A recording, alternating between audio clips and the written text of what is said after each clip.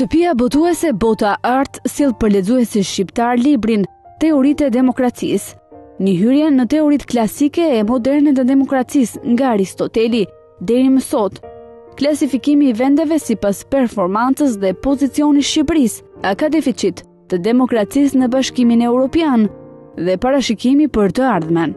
Është një nga librat më profesional të fushës shkenca politike dhe të komunikimit, do thotë nëse në tërësinë e botimeve deri sot me kemi pasur fragmente të veçanta të analizës shteteve të caktuara ose fenomeneve të caktuara të demokracisë.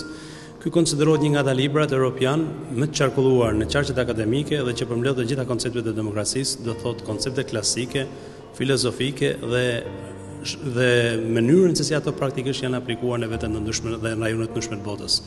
Është një nga librat e rinj që është botuar vitet e fundit, ka njohur me disa botime dhe konsiderohet si një analizë shumë profesionale dhe atyre që quhet procese post-tranzicioni në vendet e Europës lindore dhe në vendet e ndryshme të botës.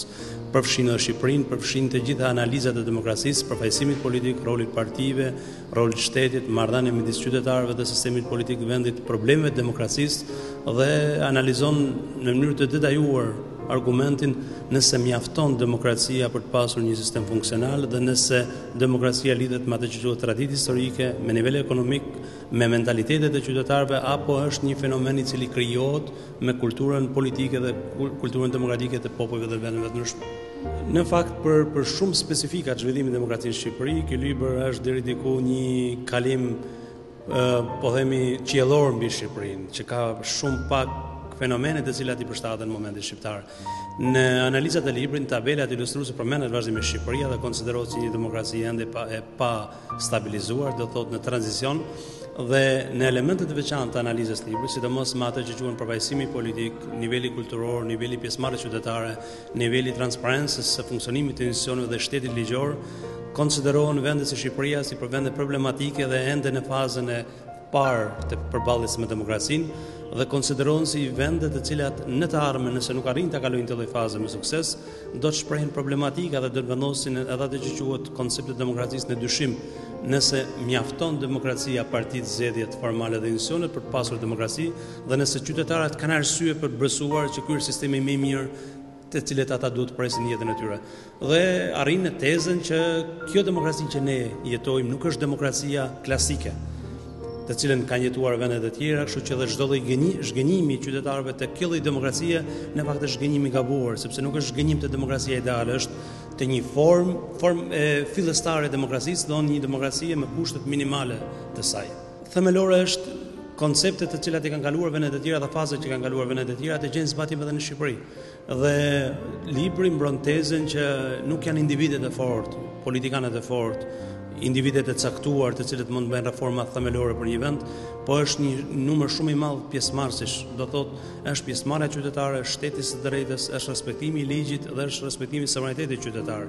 Do thotë qytetarët do duhet ta përkrahin demokracinë nëse qytetarët besojnë te demokracia. Dhe të besosh te demokracia do duhet plotëson dy kushte.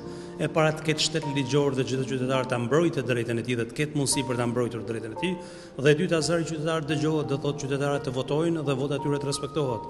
Dhe kur themi me votë, jo vetëm me zgjedhje parlamentare, por në gjitha nivelet e vendimarrjes përfshirë demokracinë direkte, që në Shqipëri nuk funksionon.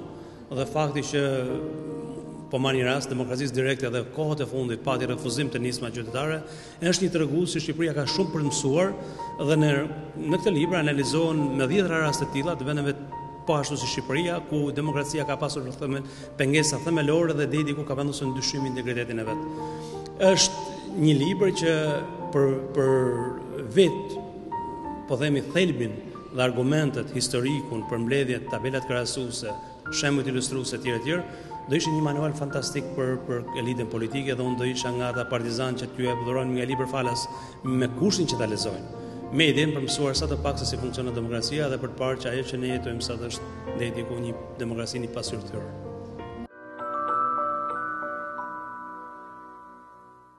Nëse një natë dimri një udhëtar është një roman mbi kënaqësinë e leximit të romaneve, protagonist është vetlexuesi i cili për 10 herësh fillon të lexojë një libër që për disa arsye që janë jashtë vullnetit të tij nuk arrin ta mbarojë. Më në fund kryevepra Italo Calvinus vjen në shqip, duke ruajtur gjithë origjinalitetin e stilit, strukturës, frymës dhe ideve të këtij romani postmodernist. I botuar në vitin 1979, ky roman u bë menjëherë një bestseller. Është një ngjarje që Italo Calvino vjen në Shqip dhe sidomos me njërin nga romanet më të rëndësishme të tij, që është Nëse një natë dimri një udhëtar. Në fakt, ky roman është vlerësuar si njëri nga 100 librat që njeriu do t'i lexojë në jetë, për shumë arsye. Së pari sepse është vërtet një libër, një arritje për nga pikpamje letrare, nga arritjet më të mëdha që janë bërë në letërsi. E dyta sepse është Italo Calvino, që sikundër njihet është shkrimtari më i madh klasik, një nga shkrimtarët më të mëdhenj klasik të Italisë, me cilin krenohet sigurisht populli italian, por që vërtet është i tillë, dhe sepse është dhe një nga romanet më të rëndësishme. Siç dihet aty është ky roman, le të themi, përshfaq kënaqësinë e leximit ashtu si duhet marrë, edhe si duhet përfituar në 100% të saj. Në fakt ti arrin që ta marrësh nëpërmjet këtij libri. Është lexuesi, pikërisht lexuesi është një personazh kryesor, i cili nis të lexojë 10 romane, të cilat nuk i çon asnjëherë në fund. Pra, në fakt ty brenda këtij romani janë arritur të shkruhen 10 romane. Dhe Italo Calvino me këtë jo vetëm që ka bërë një eksperiment, le themi, të arir, por është gati genial në sigurisht ky është vetëm fillimi, në fakt nga shtatori do të vinë edhe 3 romane të tjera, të parë ta në fakt janë 3 romane brenda një vëllimi. Një tjetër gjë shumë e rëndësishme, një libër shumë i rëndësishëm nga Italo Calvino, dhe me këtë, le themi, plotësohet vepra e tij më e mirë, megjithëse ai ka shkruar shumë. Do të thoya edhe një gjë tjetër, që përkthimi i këtij libri ka qenë një sipërmarrje e vështirë, gjeniale, gati e pamundur, por që është arritur, në fakt është mundur, nga Alban Bobrati. Alban Bobrati është një nga përkthësit më të mirë dhe redaktimi është bërë nga vllai i tij, gjithashtu një përkthyes shumë i njohur i anglisht, Rudi Bobrati. Unë uroj që të lexohet ky libër edhe të shijohet në maksimumin që ai meriton. Do të ishte vërtet një mangësi dhe një boshllëk shumë i madh në letërsinë e përkthyer, sepse është letërsi e përkthyer, të mungonte ky libër për lexuesit shqiptar. Kështu uroj që të mbetet ose të lexohet në masë. Po jo, është pikërisht kjo, pra mënyra e gjetjes le të themi të pikërisht të stofit që përmban. Pra nisin 10 romane, të cilat nuk përfundojnë. Pra janë 10 romane të ndryshme dhe përgjatë këtyre merret me detajin, siç e dimi Italo Calvino, nuk mund të thuash që është një histori, le të themi, e veçantë, se janë 10 brenda. Por është një roman që meriton vëmendje, por që të tërheq pafund për njerëz që dinë ta shijojnë letërsinë. Ky është, le të themi, një nga librat që ja përmbush në maksimum kënaqësinë. Pas një periudhe heshtjeje, familja ish presidenciale Bush del sërish në skenë. Në fakt, për momentin, vetëm ish zonja e parë, Laura Bush, e cila sapo ka nxjerrë në treg një libër me kujtime nga jeta e saj. Një rrëfim nga zemra i sjell nga bashkëshortja e ish presidentit të Amerikës, George Bush. Libri vjen si botim i shtëpisë botuese 55. Në libër, Laura Bush tregon për jetën e saj, të jetuar prej 8 vitesh rresht në muret e shtëpisë së bardhë. Një libër i komentuar si rrëfim i ndjer që nuk duhet humbur. Gazetarja dhe shkrimtarja e njohur italiane Oriana Fallaci vjen e shqipruar me romanin Seksi i shpërfillur nga shtëpia botuese Max. Një udhëtim i pazakont në përbot, Pakistan, Indi, Malajzi, Kin, Japoni. Oriana Fallaci zbulon se si jetojnë në të vërtet gratë e rruzullit toksor, e sidomos ato të lindjes. Për shkrimet egzotike ndërthuren me drama të mëdha të jetës, të seksit të shpërfillur.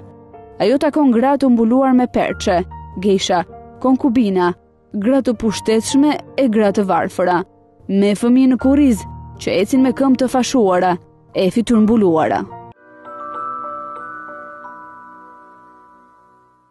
Shkrimtarja e njohur Ylka Filipi ka përpiluar studimin kritik Dante Migjeni Kadare, Trekëndshi infernal universal. Kritikat e shkrimtarës bëhen mbi strukturën e Ferrit në vështrimin krahasues.